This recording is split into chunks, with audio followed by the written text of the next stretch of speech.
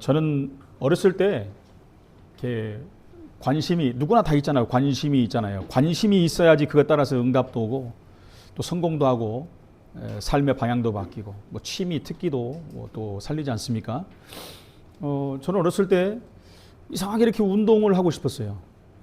근데 집이 너무 뭐 힘들어가지고 태권도 하나를 제대로 못 배워가지고 몰래 뒤에서 숨어서 배울 정도로. 그러다가 이제 뭐 야구, 뭐 축구, 농구 하여튼 너무 좋아해가지고 늘 운동을 했어요. 근데 우리 어머니는 늘 뒤따라다니면서 운동만 못하겠어요. 공부해야 된다. 장남이니까. 근데 저는 가장 하기 싫은 게 공부였어요. 그러다가 제가 이제 어느 정도 나이가 먹은 후에는 이 노래를 너무 좋아한 거예요. 노래하고 싶은 마음. 노래하고 싶고 막 나중에 가수하고 싶고 막. 그래서 얼마나 노래를 좋아하냐면 앉은 자리에서 하루 종일 불러본 적이 있습니다. 군대 가서는 너는 노래만 해라 할 정도로 군인 우리 선배들이 첫날부터 노래 불러 하루 종일 불러버렸습니다. 근데도 하나도 지치지도 않을 정도로 너무 즐거운 거예요. 한때는 이렇게 그룹 사운드를 조금 조직해가지고 해보기도 했는데 바로 군대 가는 바람에 다 이제 없어져 버리지만은 그래 관심이 있었어요.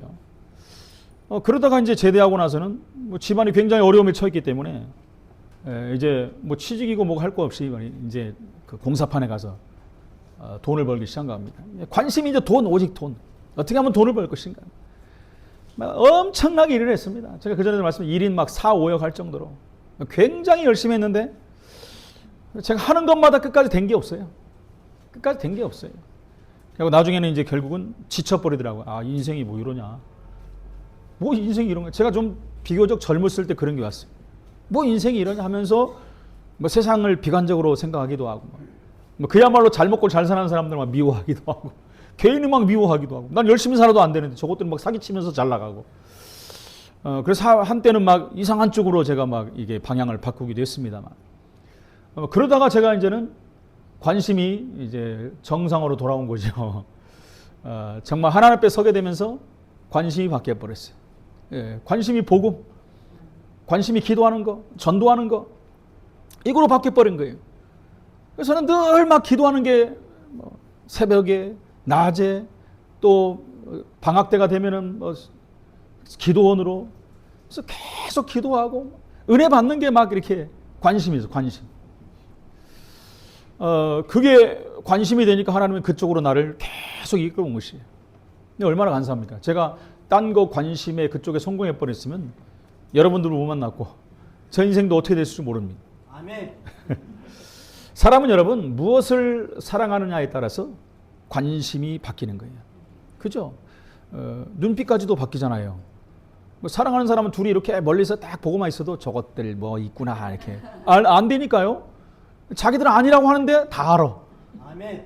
눈빛이 바뀌니까 세상 사람들은 여러분 성공해 보려고 몸부림을 칩니다. 근데 성공하고 나서 무너져 버리는 게 문제입니다.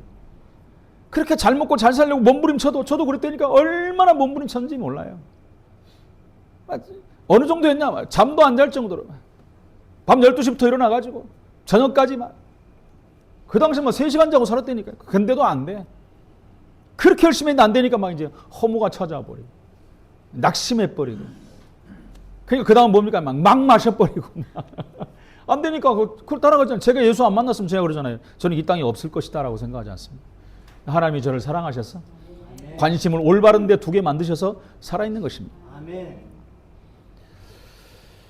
여러분 그렇게 열심히 살다가 60세 좀 넘으면 뭐래 이제는 회사 오지 마세요 그러잖아요. 이제.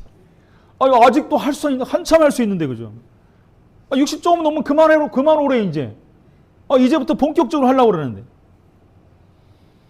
그게 여러분 인생이 전부라면 인생이 얼마나 불쌍합니까 그죠? 뭐 인생이 그래? 살만하니까 뭐 이렇게 돼버리고. 그러나 여러분 이것보다 더 불쌍한 사람이 있습니다. 아니 교회 다니면서 복음을 몰라. 교회 다니면서 불신자야. 교회 다니면서 복음이 뭔지도 몰라. 헌금할 거 다 해가면서 헌신할 거 다 해가면서 진리만 몰라. 얼마나 불쌍한 사람입니까? 그래서 여러분 기독교에서는 인간을 세 종류로 이렇게 봅니다. 첫 번째는 구원받지 못한 자들. 구원받지 못한 자 누굽니까? 자연인이라고 하는데 불신자잖아요. 세상에 속한 자예요. 구원받았지만 육에 속한 자들이 있습니다. 구원받았는데 육에 속했어. 이런 사람들은 결국 둘 중에 하나죠. 나중에 교회를 떠나가든지 아니면 복음 속으로 깊이 들어오든지. 밖에 가서 전도하다 보면 교회 다녔다고 하는 사람들 많아요. 대부분 보면 예수 믿은 게 아니라 교회를 다녔던 사람들이 그냥 육신에 속해서 교회를 다니다가 끝나버린 거예요. 세 번째로는 구원받은 영에 속한 신자들이 있습니다. 저와 여러분들은 영에 속한 신자인 줄로 믿습니다. 정말 구원이 뭔지를 알고 복음이 뭔지 알고 예수가 누군지 알고 내가 왜 사는지를 알고 무엇 때문에 어떻게 살아야 되는지 아는 자들, 영에 속한 자들입니다. 문제, 사건, 어려움이 오면 더 복음 속으로 더 들어가 버리고 은혜 속에 더 잠겨버리고 성령 충만 속으로 들어가 버리는 거예요. 오늘 본론에 들어가면 관심이 성공과 실패를 가른다. 결정하는 거지요. 성공하는 자는 여러분 중요한 관심을 가지고 삽니다. 중요한 관심을 가지고 살아요. 실패하는 자는 중요치 않은 것에 관심을 둡니다. 그러니까 이들은 여러분 영적인 것에 관심도 없습니다. 여러분 세계사의 문제는 다른 게 아니라 여러분 복음이 없는 것이 복음이 없는 것.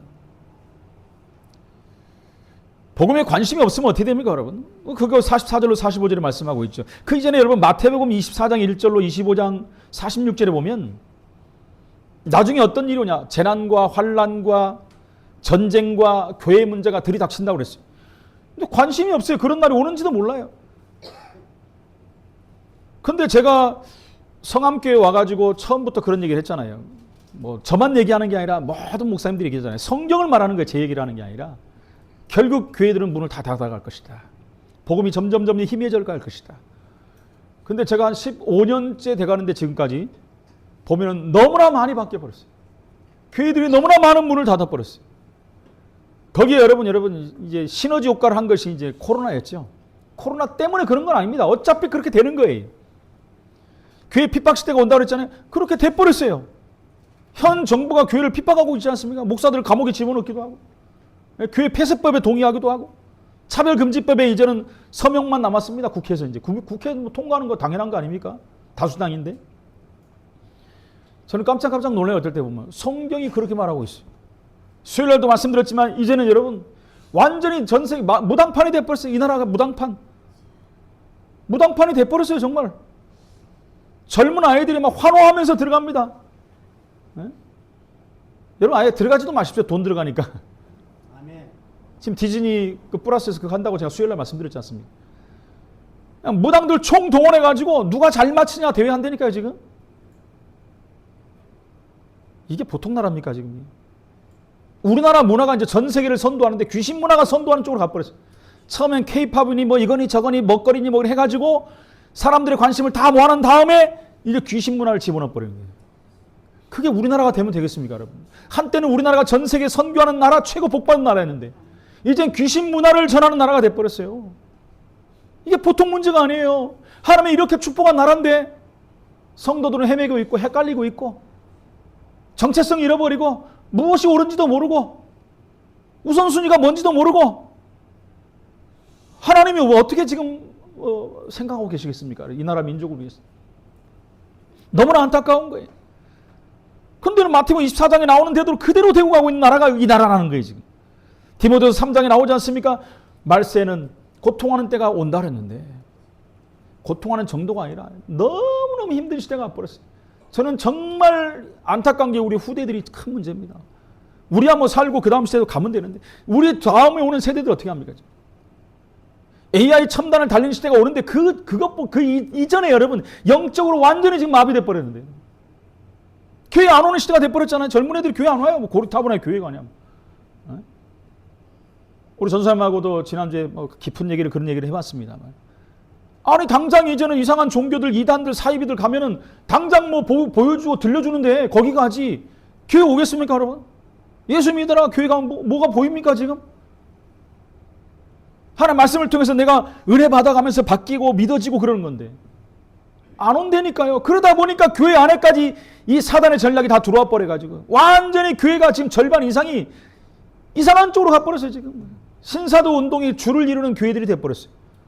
거기가 막 보여주고 들려주잖아요. 막 신비주의 운동하니까. 제가 하면요 누구보다도 잘할 수 있는 사람입니다. 저도 맛을 봤기 때문에. 근데 하나님이 얼마나 은혜입니까? 그거 안 하기니까.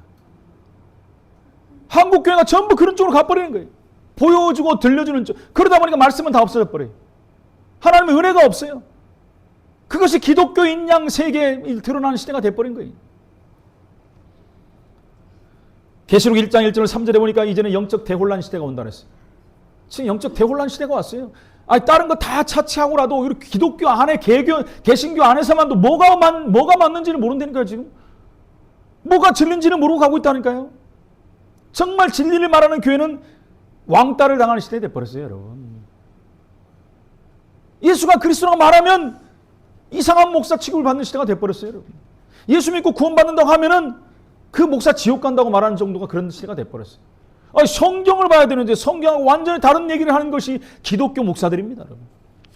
누가 보면 또 뭐 기독교를 비판한다 그러지만 맞는 말이에요. 맞는 말. 이 얘기 안 하면 누가 합니까 여러분. 아멘. 44절로 45절에 보니까 십자가 지게 될 것을 마음에 담아두라고 하셨는데도 여러분 못 알아들어요. 이게 무슨 말인지 몰라요. 처음부터 약속하시는 그리스도의 비밀을 우리 자녀들에게 말해야 돼요. 듣기 싫어도 말해야 돼요. 왜요? 그것이 사는 길이에요. 자녀들이 받으면 나중에 가서 압니다. 여러분. 미래 가서 알아요. 위기 왔을 때 알아요. 뭐 처음엔 내 힘으로 하겠지. 내 노력으로 내 지식으로 살아온 경험으로 하겠죠. 그러나 여러분 한계를 넘어버리면 안 되는 거예요. 그때 늦어버리는 것입니다. 복음의 비밀과 전도의 비밀, 기도의 비밀 속에 모든 답이 들어있다니 이게 다예요. 여러분. 이게 다니까 말할 수밖에 없는 거예요. 이 답을 모르면 교인들도 마찬가지고 자녀들도 밖에 나가서 여러분 반드시 실패합니다. 무조건 실패해요. 뭐 세상에 속해서 세상을 위해서 막 사는 것도 아니고 예수 믿는데 답은 없고 이러면 망하는 거예요. 여러분. 그러니까 여러분 이 교회의 사명이 교사의 사명이 얼마나 중요합니까? 얼마나 중요해요. 아이들을 대충 가르쳐갖고는 안 돼요. 아이들이 정말 사는 이유를 발견할 정도가 돼버려야 돼요. 복음 없이 잘 살다가 어느 날 무너져 버리면 여러분 끝나는 겁니다. 자기의 모든 것을 다 잃어버렸다고 생각하니까요. 구원받지 못한 자는 절대 여러분 죄 문제에서 빠져나올 수 없어요. 개인과 가정 빠져나오지 못합니다. 사회도 빠져나올 수 없어요. 죄의 굴레에서 벗어나지를 못해요. 완전히 무너져 버린 것입니다. 복음 받지 못한 자는 여러분 무속과 점술 우상 속으로 들어갈 수밖에 없어요. 제가 말씀드렸지 않습니까? 점쟁이 나오고 막 맞춰버리거든요. 그전에 어떤 프로 보는데 유명한 연예인들이 유명한 무속인을 찾아갔는데 그걸 다 촬영하고 있는 거예요. 자기의 과거를 다 알아맞히는 거예요. 막 기절하려고 그래요. 미래도 이렇게 될 것이다 다 말하는 거예요. 그러면 여러분 시청자들이 그걸 보면서 내게 문제가 왔으면 지금 어디 가려고 하겠습니까? 교회 가려고 하겠어요? 교회는 맨날 부정적인 모습만 보여주고 있는데 세상에서 교회는 이상한 단체로 지금 취급하는 시대가 돼버렸는데 무당들은 문제에 답을 주고 있는데 이렇게 살라 저렇게 살라 말하고 있고 과거 이렇게 살아오지 않았냐? 이제 이렇게 살아봐라 말을 하는데 여러분 과연 어디로 가겠습니까? 저 같아도 무당한테 가겠죠. 안 그러겠습니까? 세상이 완전히 이상한 시대가 돼버렸다니까요. 완전히 세상이 이용당하는 시대가 돼버렸어요. 사단이 갖고 노는 시대가 돼버렸어요. 그래서 하나님의 선택을 받지 못한 자는 결국은 여러분 불신자의 삶 속에 묶여 살 수밖에 없어요. 운명과 사주팔자 아래 살 수밖에 없는 거예요. 그렇게 살다 망해버리고 끝나는 거예요. 깨닫지 못할 뿐더러 깨닫는다 해도 어쩔 수 없는 거예요. 이제는. 여러분 선민이라고 자칭했던 이스라엘 사람들 한번 보십시오. 그들은 쇠마와 토라, 규율, 제도에 엄격했고 하나라도 어기면 큰일 난다고 생각했어요. 인간적으로 보면 완벽한 사람들이에요. 완벽한 사람은 없지만 보기에 그렇다는 거예요. 근데 이스라엘이 왜 이렇게 망했습니까? 7번이나 망했어요. 지금까지 이스라엘 역사를 보면 완전히 멸망해버렸잖아요. 어떻게 그럴 수 있습니까? 하나님이 선미라는데 노예로 가지요. 포로로 가지요. 속국이 돼버리죠. 늘 블레셋에게 두드러 맞지요. 예? 그리고 전 세계로 흩어져 버리죠. 지금도 어려움을 당합니다. 여러분. 이란이 미사일을 쏘냐 안 쏘냐 때문에 얼마나 힘든지 몰라요. 지금. 미국이 이스라엘 공격하면 자기들이 이란은 이스라엘 공격하겠다. 미국이 지금 뭐 이란을 공격하냐 안 하지 않습니까? 항공모함이 2대나 지금 가 있고, 항공모함에 있는 비행기만 해도 100대가 넘는데요. 최첨단을 달립니다. 쏘기만 해봐라. 우리는 이스라엘 향해서 쏴버리다 지금 그러고 있거든요. 만만한 게 이스라엘이라죠. 아니 노벨상을 가장 많이 가져간 나라 이스라엘 아닙니까? 이런 이스라엘이 왜 망합니까? 최고의 과학자들을 최고 많이 배출했는데, 뛰어난 예술가들을 가장 많이 배출시키는 나라가 이스라엘입니다. 우리나라보다 더 작아요. 강원도 땅덩어리보다 조금 커요. 근데 이렇게 어마어마한 인물들을 만들어낸 나라가 이스라엘이다. 이런 이스라엘이 왜 망합니까, 여러분? 그렇게 똑똑한 사람들이 많은데.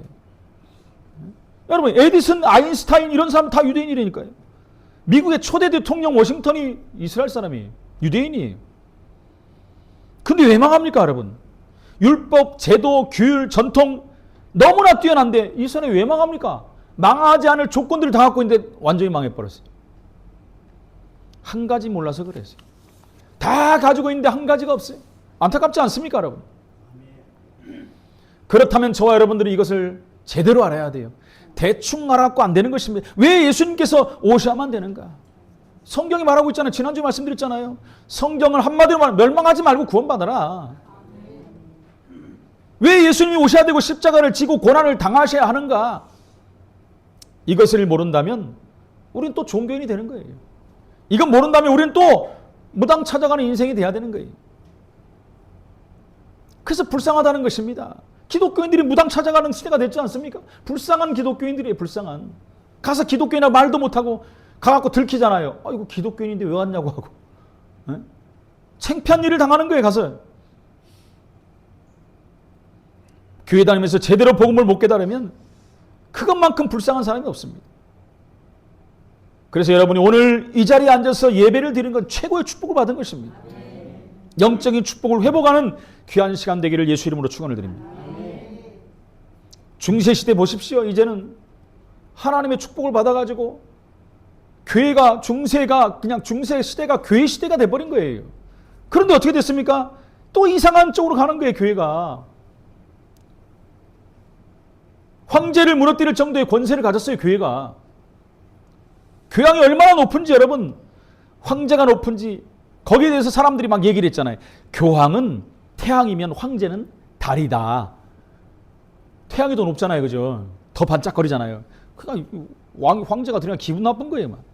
얼마나 기분 나쁩니까? 아니 왕이 가만히 보니까 이거 말이 안, 왕의 권력이 얼마나 큰데 내가 갑자기 로마 제국의 내가 황제인데 감히. 그 권력을 가지고 성직자를 눌러버린 것입니다. 중세시대가 그랬다니까요. 그러니까 황제가 신부를 막 억압하고 핍박하는 겁니다. 그러니까 신부인 교황이 가만히 보니까 이게 아니거든요. 왕의 약점을 찾아내버려요. 왕의 약점을. 죄를 찾아내는 것입니다.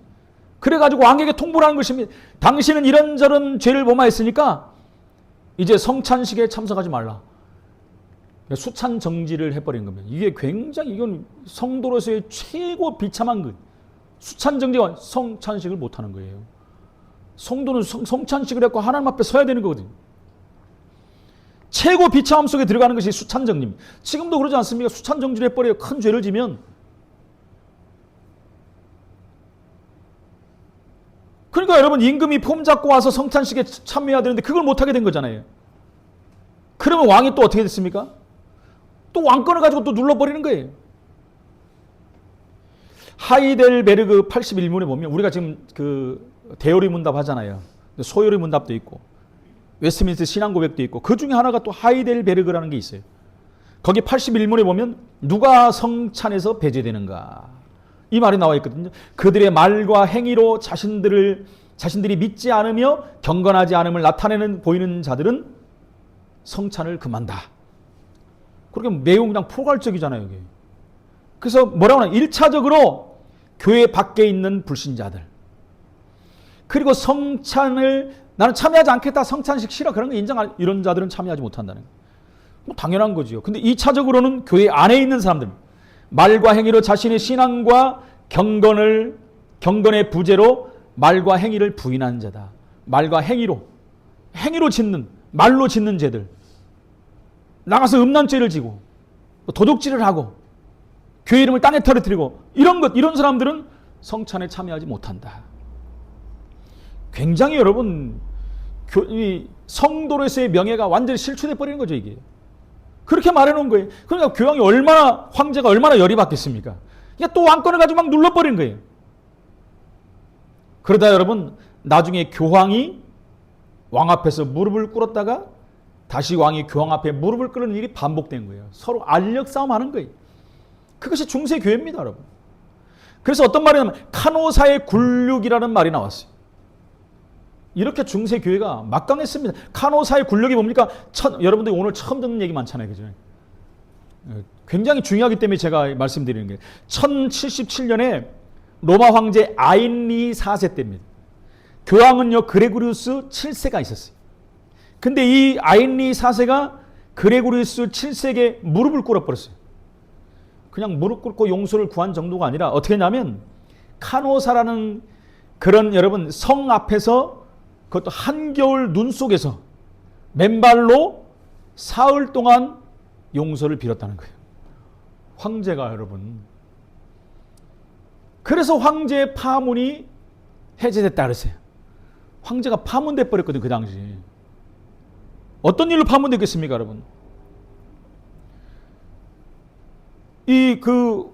그 당시에 이제 주교라고 있잖아요. 각 나라의 주교들을 또 임명해요, 주교. 임명하는데 서로 그것까지 황제가 그런 거예요. 내가 그 나라는 내 정치권 안에 들어와 있으니까 내가 당연히 임명을 해야 된다.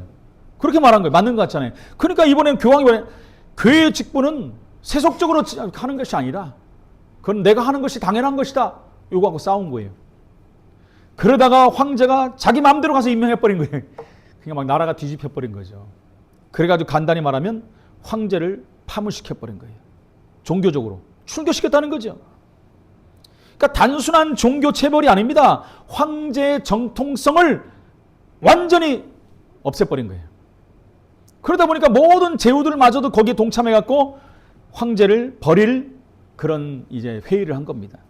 이걸 알고 나서 이제 비상이 걸렸잖아요. 그래가지고 무릎을 꿇어버린 거예요. 잘못했습니다. 무릎 꿇은 거예요. 이 사건은 여러분 중세교회에서 교황권이 얼마나 엄청났냐는 거예요. 그러니까 교황을 거의 신시했잖아요. 하나님같이 대했잖아요. 성경 위에 섰버리고 교회 앞에 위에 섰버린 것이 누굽니까? 교황이에요. 교황. 거의 신이었다니까요. 그러니까 중세교회가 안 망할 수가 없는 거죠. 그러니까 그것을 또 유지하려고 하니까 돈이 필요하니까 돈을 엄청 걷어버리고 우리가 나오는 뭐 속전함이 생기고 이런 말도 안 되는 일이 벌어진 것입니다. 그렇습니다, 여러분. 이렇게 중세교회가 복음 없이 망해버린 거예요. 모든 것 다 가졌다 해도 여러분 내가 망하지 않는 법을 알아야죠. 중세교회가 바로 그것을 모르니까 그냥 몰락해버린 거예요. 몰락해버렸어요. 하나님의 가장 큰 축복을 받은 그 시대에 있는데 다 망해버린 거예요. 바로 루터의 메시지 로마서 1장 17절에 의해서 중세교회는 무너져버린 것입니다. 오직 의인은 믿음으로 말미암아 살리라. 이 안에 다 들어있는 거예요. 근데 중세교회는 어땠어요? 구원받는 게 뭐였어요? 공덕으로, 노력으로, 열심으로, 간단히 말하면 돈으로. 망하지 않을 수가 없는 것입니다. 그 잘 나갔는데 나중에 르네상스 시대가 또 와버렸어요, 이제는. 하나님 하지 말라는 거예요, 이제. 인간 중심을 해보자. 왜 인간이 이렇게 나약하냐. 내가 할 수 있는데 르네상스 부흥운동이 일어났잖아요. 처음엔 그런 것 같았는데 결국 하필 여러분 그 이후에 어떤 일이 벌어졌습니까? 1, 2차 세계대전이 일어나버린 거예요. 그 후로는 또 실존주의가 일어났잖아요. 그런 철학이 일어났잖아요. 아니 보이지 않는 거 어디 있다고 보이냐 그런 거 묻냐. 보이는 걸 믿어야지. 유신론적인 것을 믿어야지. 그럼에도 불구하고 인간의 문제는 해결이 안 되는 거예요. 더 큰 어려움들이 계속 오는 것입니다. 원인과 해답을 모르는데 되겠습니까? 완전히 무너져 버린 것이죠. 여러분 불신자의 삶을 모른다면 아무리 잘 살아도 안 되는 거예요. 세계에 떵떵거리는 선진국이 돼도 안 되는 것입니다. 여러분 세계 최고의 국가와 맞먹는 러시아나 또 어디입니까? 중국 같은 나라가 왜 이렇게 무너져 가고 있습니까? 왜 그렇습니까? 가장 중요한 게 없어서 그래요. 공산주의 그 사상 가지고 세계를 정복하겠다? 안 됩니다, 여러분. 그렇게 돼본 적이 없어요, 전 세계는. 하나님은 미국을 이용하시지 않습니까? 왜 그렇습니까? 한 가지 있어서 그래요. 우리나라에 한 가지가 없으면 우리나라는 망합니다, 여러분. 한 가지를 빼앗아 가려는 그 시도도 다 무너지게 돼 있다는 거예요.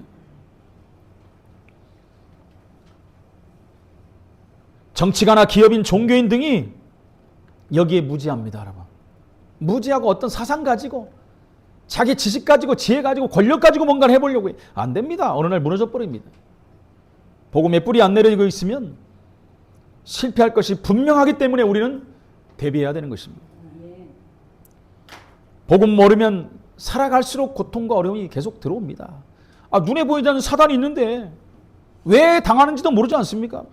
지옥의 배경 속에 사는데 죄 때문에 저주 속에서 계속 무너져 가는데 거기서 빠져나올 수 없는 운명인데 세상 말로 어떻게 하겠습니까, 여러분? 그래서 이것을 2000년간 예언하셨고 2000년간 증거해 오신 것입니다. 그 복음을 우리가 받은 것이에요. 이 복음이 얼마나 귀합니까? 그럼 이 복음보다 귀한 게 어디 있겠어요, 여러분? 그래서 오늘 두 번째, 가장 작은 그가 큰 자니라. 최고의 관심이 뭡니까? 제자 중에 누가 크냐 하는 변론이 일어난 거예요. 누가 크냐 지금. 아니 복음이 지금 뭐고 예수님이 왜 오셨고 어떻게 해야 되고 무엇을 할 것인데 이걸 모르고 누가 크냐 가지고 변론하는 거예요. 이들의 관심은 하나님 나라에 있는 것이 아니라 서열에 있는 것이 아니라 하나님 나라에서 높은 자리 누가 차지하냐 거기에 있는 거예요 지금. 누가 그 전에 합당한 자의 자격을 갖추고 있느냐 거기에만 오직 관심이 있는 거예요. 이 변론은 아직도 제자들이 예수님이 누구신지를 모르고 있는 것입니다. 자기들의 사명이 뭔지도 모르고 있다는 거예요.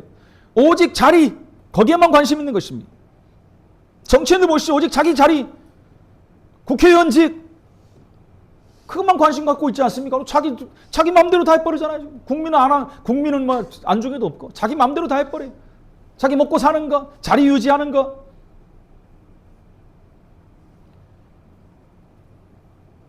세상의 가르침도 그렇지 않습니까? 누가 크냐예요, 누가 크냐. 복음에 관심 없는 자는 당연히 거기에 관심 갖게 있어요. 싸우는 거예요. 서열 싸움하면 직장에서도 그렇고 누가 올라가면 배 아프고 끌어내려야 되고 온갖 비리 다 동원되고 온갖 비리 다 찾아내고 또 복음과 기도 전도의 비밀을 모르면 당연한 관심입니다. 그게 당연한 거 아닙니까, 여러분? 복음도 모르고 영생도 모르고 아무것도 모르면 이 땅에 살면서 최고 돼야 되는데 다 죽이고 올라가야죠. 다 죽이고 올라가야죠. 근데 복음 깨달은 바울은 뭐라고 고백합니까? 나는 이제 그리스도께 발견되기 원한다. 그리스도께 발견되기 원한다는 그걸 알아버렸어요. 하나님이 위해서 부르신 부름의 상을 위해 나는 달려간다. 나는 이제 가이사 앞에 서야 되겠다. 세계 최고의 왕 앞에서 내가 복음 전해야 되겠다. 로마도 봐야 하리라. 끝나면 나는 서바나까지 가야 하리라. 그 당시에는 서바나가 스페인이잖아요. 세상 끝인 줄 알았어요. 그러니까 난 끝까지 가겠다는 거예요. 바울의 관심은 그런 관심이었어요. 우리의 관심은 어디에 있습니까, 여러분? 관심을 바꿔야 돼요, 여러분. 구원받지 못한 자의 당연한 관심은 뭡니까? 돈, 명예, 관심, 자리, 위치입니다. 여기 조금만 손상되면 난리 나요. 뒤집어지는 겁니다. 뒤집어져요. 그냥 육신이라니까 육신. 제가 그러잖아요. 저기 있는 사람 다 육신이에요. 육신. 목사들 다 육신입니다, 여러분. 뭐 저도 육신이지만. 하나님 앞에 서면은 보일 텐데. 다 육신을 선택해버려. 내 자리, 위치, 내 먹고 사는 거. 구원받지 못한 자랑 똑같은 관심을 갖고 있으면 하나님 앞에 쓰임 받겠습니까?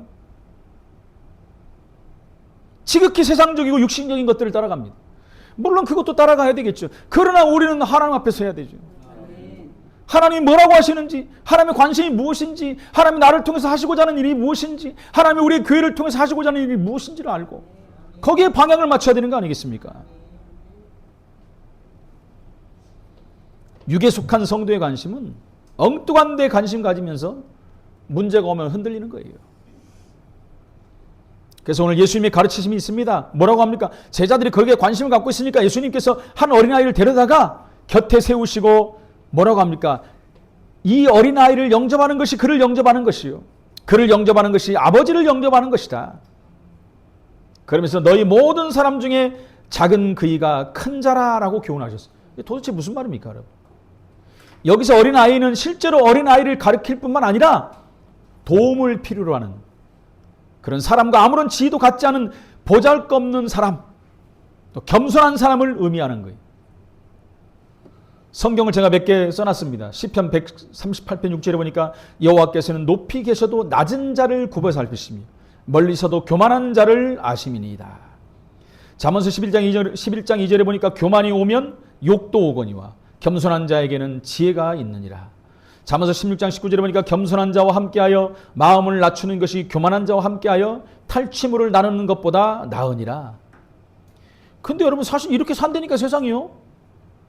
하나하나 이게 설명하자면 한참 걸리기 때문에 넘어갑니다만. 마태복음 11장 29절에 보니 나는 마음이 온유하고 겸손하니 나의 멍에를 보고 내게 배우라. 온유하고 겸손한 자 되라는 것입니다.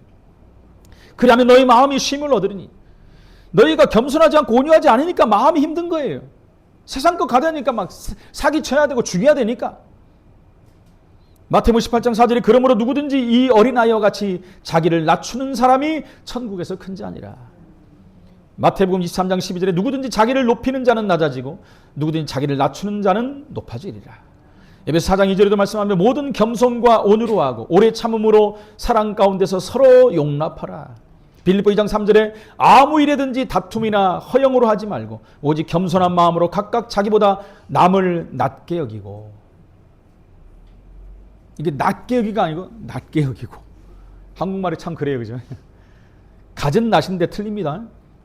야고보 4장 6절에 보니까 그러나 더욱 큰 은혜를 주시나니 그러므로 일렀을 때 하나님이 교만한 자를 물리치시고 겸손한 자에게 은혜를 주신다 하였느니라. 왜 교만한 자를 싫어합니까? 첫 인간 아담과 하와가 교만이 들어가 버렸잖아요. 하나님과 같이 되려고 죄를 졌잖아요. 지금도 사단은 끊임없이 우리 속에 교만을 부어넣습니다. 그래갖고 죄짓게 만든다니까요. 교만이 뭡니까 여러분? 간단히 말하면 하나님보다 높아지려고 하는 거예요. 그래서 하나님은 겸손한 자에게 은혜를 주신다. 주여 나는 죄인으로소이다. 나를 용서하시고 나에게 은혜를 주옵소서. 이런 자들을 하나님은 보살펴 주신다. 오늘 세 번째, 하나님의 관심을 알고 바로 그것을 누리는 자가 성공하는 신앙인입니다. 우리는 운명과 재앙, 저주에서 벗어나는 복음의 비밀 속으로 들어간 사람들이에요. 과거의 모든 문제 끝났어요. 허물과 죄로 죽었던 우리가 살아나 버렸어요. 이것을 제대로 배우는 훈련도 필요합니다. 그래서 훈련도 하는 거예요. 그래서 여러분 현재 우리가 살아야 될 일이 무엇입니까? 7째 이 4만 영혼 살리는 전도자의 삶을 살아야죠. 우린 구원받았기 때문에 최고 축복 속에 들어온 자 아닙니까? 삶의 방향도 맞춰진 자예요. 이유를 아는 자예요. 세상 끝도 알고 미래도 아는 자들이에요. 그렇다면 우리가 무엇을 해야 됩니까? 이거 알지 못하고 고통 가운데 세상이 단지 알고 허우적거리다 성공하고 망해버린 그 사람들을 살리라는 얘기입니다. 복음 알고 기도하면 그리고 영안이 열립니다. 미래도 보이는 거죠. 기도하면 모든 것 됩니다. 기도는 뭐라 했어요? 만사를 변화시킨다 그랬어요. 기도하지 않고는 이런 종류가 나갈 수가 없다 그랬어요. 기도하라고 말씀하셨어요, 주님이. 어떨 때는 내게 부르짖으라고 말합니다. 어떨 때는 구하고 찾고 두드리라고 말씀합니다. 그 무슨 말입니까? 응답이 전제되어 있는 거예요. 내가 줄 테니까 기도하라. 그냥 기도하면 여러분 또 이상한 기도합니다. 여러분. 어떤 기도요? 복음을 알고 기도하라. 하나님이 내게 원하시는 바른 관심, 이것만 알아도 우리는 성공합니다. 하나님이 뭘 원하시는지 하나님의 관심이 나의 관심이 되면 성공할 수 있다. 회사도 마찬가지 않습니까? 아니 회사의 대표가 뭘 원하는지 그 관심이 속에 내가 들어가서 일을 해야지. 회사 안에서 직급도 올라가고 돈도 많이 벌고 하는 거지. 회사랑 반대로 가버리면 어떻게 됩니까? 늘 회사에서 걱정거리 되고 저 인간 빨리 관두지 않나? 이거 돈만 축내네. 이런 사람이 되면 안 되잖아요. 결론입니다. 작은 자가 큰 자가 되는 비밀은 한 단어로 말하면 겸손입니다. 겸손. 겸손의 본이 되신 예수 그리스도입니다. 빌립보 2장 5절에 보니까 너희 안에 이 마음을 품으라 곧 그리스도 예수의 마음이니, 그 마음이 어떻습니까? 그는 근본 하나님의 본체시나 하나님과 동등됨을 취할 것으로 여기지 아니하시. 하나님이신데 얼마나 높으신 분입니까? 전지전능하신 창조주 하나님, 보좌에 앉으신 하나님이신데 그걸 내려놓고 이 땅에 오셨어요. 오히려 자기를 비워 종의 형체를 가지사 사람들과 같이 되셨고, 종의 형체를 가지고 사람들과 같이 되버려요. 그 사람의 모양으로 나타나서 자기를 낮추시고 죽기까지 복종하셨으니, 죽기까지 복종하셨어요. 그 절정이 뭡니까? 십자가의 죽으심이라. 가장 낮아지신 겸손, 이 겸손을 우리에게 요구하시는 거예요. 그 겸손이 뭡니까? 예수 그리스도의 아가페 사랑입니다. 그 아가페 사랑만이 겸손한 자가 될 수 있어요. 이 복음 전하는 것이 아가페 사랑을 실천하는 것입니다. 그것을 겸손이라고 그래요. 복음 전하는 것이 겸손한 자예요. 여러분, 그렇다면 오늘 마지막으로 여러분들이 한번 생각해, 나의 관심은 무엇이냐? 나의 관심이 도대체 어디 있느냐? 그거 한번 생각해 봐야 돼요. 여러분들이 자문자답 해봐야 돼요. 세상 것을 관심이 있습니까? 돈에 관심이 있습니까? 명예와 이름이 관심이 있습니까? 관심을 바꾸세요. 복음에 관심을 가지시고, 하나님 나라에 관심을 가지시고, 내가 은혜 받는 거에 관심을 가지시고, 예배에 관심을 갖는다면 내가 세상적인 관심을 갖는 것들은 따라오는 거예요. 따라오는 것에 관심을 갖지 마세요. 자동으로 오는 것에 관심을 갖습니까? 힘들게. 한마디로 말하면 너희는 먼저 그의 나라와 그를 구하라. 그게 관심입니다. 이 모든 것 너에게 더하겠다. 이 관심을 통하여 하나님의 응답이 여러분에게 있기를 예수의 이름으로 축원을 드립니다. 하나님 은혜를 감사합니다.